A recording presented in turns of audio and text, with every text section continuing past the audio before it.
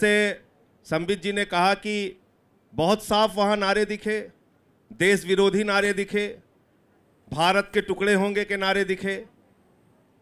भारत के टुकड़े होंगे के नारे जिन्होंने लगाए, जो ये नारे का जिसका जिक्र आप लोग बार बार टीवी चैनल पे बैठ के करते हैं, आज कहां पकड़े गए वो लोग? सवाल तो यही बार बार आपसे पूछा जा रहा है।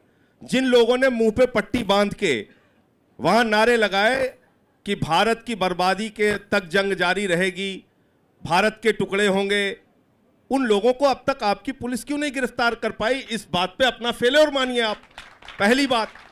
दूसरी बात यह है कि मुझे आपत्ति है इस बात पे कि आपकी सरकार देशभक्ति का प्रमाण पत्र बांटती है छात्रों को। उनके हिसाब से बोलिए तो देशभक्त हैं, उनके हिसाब से आप नहीं बोलते हैं तो आप देशद्रोही हैं। आप कौन होते हैं देशभक्ति का प्रमाण पत्र बांटने वाले? तिरंगे पे आप देशभक्ति का प्रमाण पत्र बांटते हैं। तिरंगे के बारे में आपका खुद का इतिहास यह है कि जो आपकी मातृ संस्था है राष्ट्रीय स्वयंसेवक संघ, उस राष्ट्रीय स्वयंसेवक संघ पे आज मैं आपके चैनल पे जिम्मेदारी से बोल रहा हूं, 52 साल तक नागपुर के आरएसएस के मुख्यालय पे तिरंगा झंडा नहीं फहराया गया। आप देशभक्ति का प्रमाण पत्र बांटते हैं।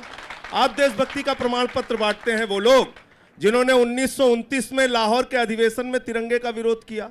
आप कहते हैं कि मुझे देश से प्यार है, देश के लोगों से प्यार है। अफजल गुरु के विरोधी कौन लोग हैं वो बताएं। आपके एक सांसद ने, अनुराग ठाकुर जी ने बाकायदा विरोध प्रदर्शन किया इस बात को लेके कि अफजल गुरु के साथ खड़े हो या अफजल गुरु के खिलाफ खड़े हो। मैं संबित पात्रा जी अपनी पार्टी की ओर से कह रहा हूं, संसद पे हमला करने वाले अफजल गुरु के खिलाफ हम लोग खड़े हैं। कृपा करके आप इस टीवी चैनल पे ये बताएंगे बच्चों के बीच में कि अफजल गुरु को शहीद मानने वाली पीडीपी के साथ आप सरकार बनाने के लिए तैयार हैं?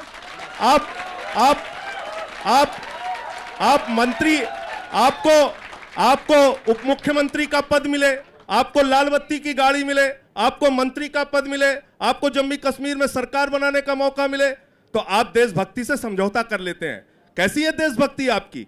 52 साल तक आप तिरंगा झंडा नहीं फहराते, आपको तिरंगे का सम्मान नहीं है। आपने इस देश, अभी आपने कहा लोकतांत्रिक ढंग से विरोध करने का अधिकार होना चाहिए। माफ कीजिएगा संबित पात्रा जी, आपके मुंह से यह बात सुन के अच्छी नहीं लगती है। जिस पार्टी के अंदर लव जिहाद पे आदित्यनाथ देश के अंदर बवाल खड़ा करने की बात करें, जिस पार्टी के लोग, जिस पार्टी के समर्थक वैलेंटाइन डे पे बच्चे बच्चियों को पार्क में पकड़ के पीटने का काम करें, आपके मुंह से ये बात शोभा नहीं देती।